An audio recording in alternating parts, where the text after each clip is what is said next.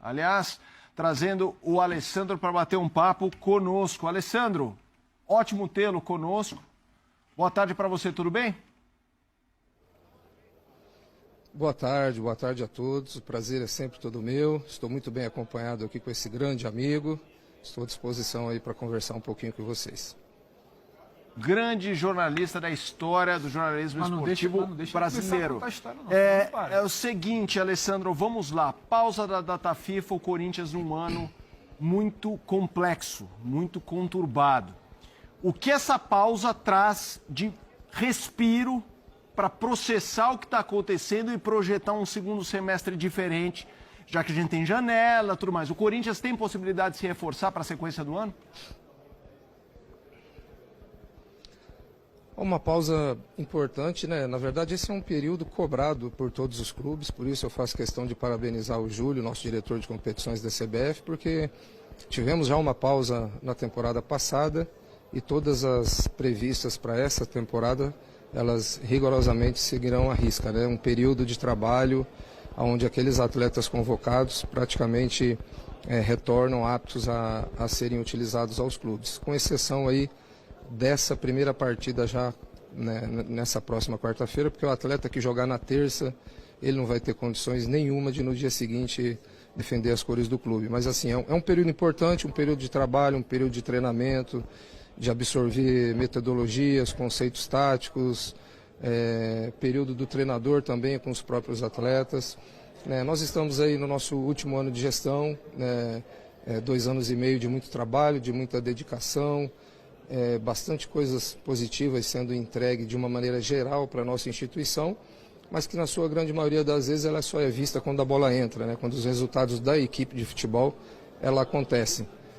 É a nossa cultura, é assim que o futebol no Brasil funciona. A gente precisa ter sempre muita clareza, muita segurança daquilo que está sendo feito e se a gente voltar um pouquinho no tempo e não precisa ir tão longe assim, olhar o primeiro semestre de 2021 para o que ocorreu, para esse estado atual hoje do Corinthians, as mudanças são bem significativas, mas que elas só serão elogiadas e vistas quando se alcançar um título, como quase ocorreu na temporada passada, ou se nessas próximas competições que estamos em plena disputa, o clube se colocar numa posição diferente, que, convenhamos, não é uma posição do Corinthians estar assim tão próximo de uma zona de rebaixamento. É natural que esteja nas quartas de final, mas almeja muito mais, respeitando sempre o próximo adversário, no caso o América Mineiro. Lamentavelmente fomos eliminados da Libertadores da América e bastante claro que perder 2 jogos em casa dificilmente te leva a uma classificação. E tem aí a possibilidade da Sul-Americana e continuidade no campeonato internacional. Então, a gente segue trabalhando bastante. Falando um pouquinho e pegando o final da tua própria pergunta sobre contratação, é o que o torcedor mais quer ouvir, né? O torcedor não quer falar de gestão, de boas práticas, de processos, de departamentos, de ordem financeira, pelo menos alguns deles, né? Mas a gente tem trabalhado também nessa janela, bastante otimista com relação a Matias Rojas.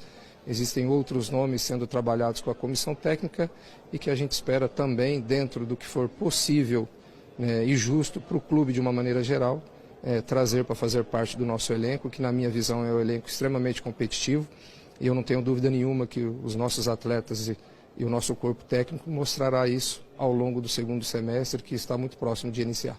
Bueno. Alessandro, prazer falar com você, ter a sua participação aqui no F90. Eu queria falar de comissão técnica, né? Porque eu acho que o que pegou muito para o Corinthians nesse ano de 2023 foram as trocas. Teve aquela escolha com o Cuca, teve muito protesto, acabou saindo. O Luxemburgo também não era uma unanimidade, estava fora do mercado, muito tempo sem trabalhar. Depois veio um auxiliar. E certamente você participou de reuniões, de escolhas para apontar caminhos e tal. Então eu queria saber de você se a maior dificuldade do Corinthians foi acertar um técnico.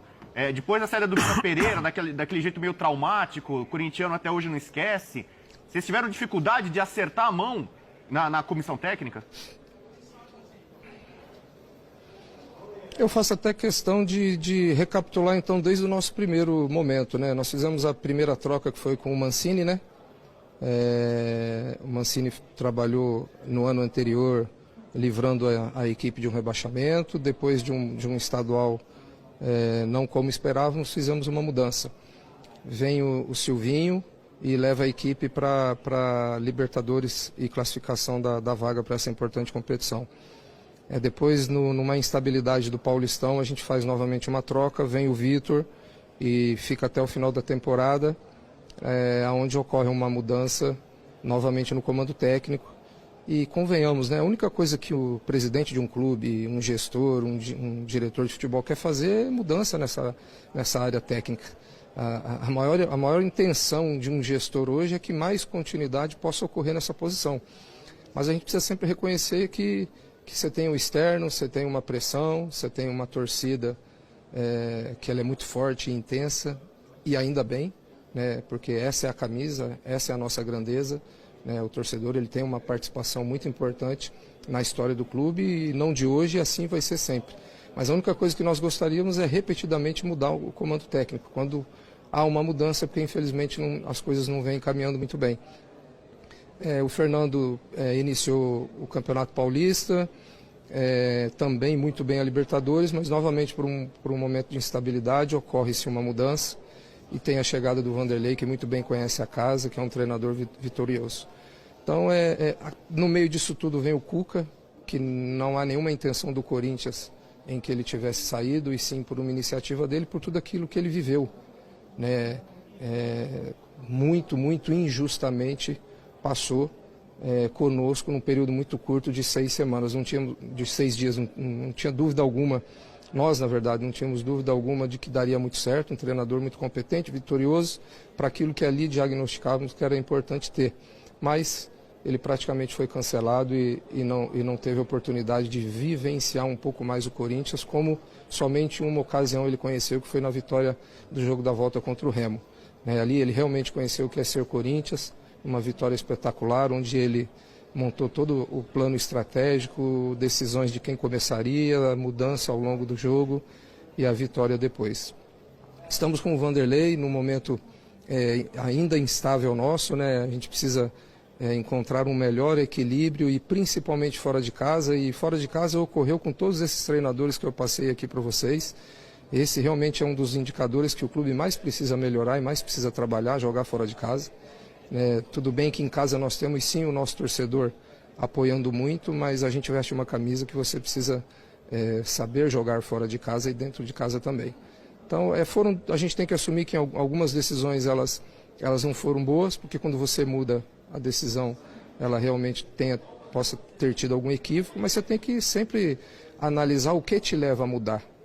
Nós não mudamos porque simplesmente gostaríamos, longe disso. Como eu disse para vocês, o presidente de um clube, de uma instituição, ele não quer mudar um treinador jamais.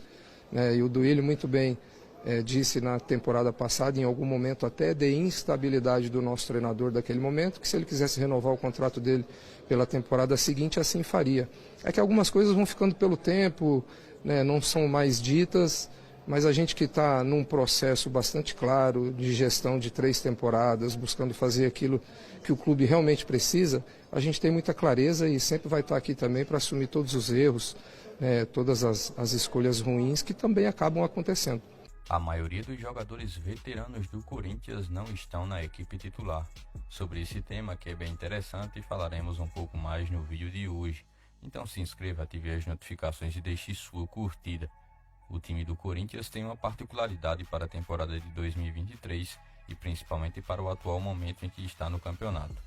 O time, que tem sua base com a maior frequência de jogos, não tem uma quantidade de jogadores veteranos tão grande, ou seja, aqueles atletas com maior nome e também de maior remuneração no elenco não estão conseguindo tanto espaço, e a maioria também se encontra no banco de reservas como opção. É algo bastante interessante de se notar no atual plantel do Corinthians, que tem a disposição para estar brigando pelas atuais competições. Na minha opinião, essa temporada virá justamente para que o Corinthians confirme algumas mudanças que fará para o próximo ano. E você, torcedor corintiano, o que acha dos veteranos que estão perdendo cada vez mais o espaço no time titular do Corinthians? Comente sua opinião, se inscreve no canal e também ative todas as notificações para permanecer ligado nas últimas notícias que cercam o Timão.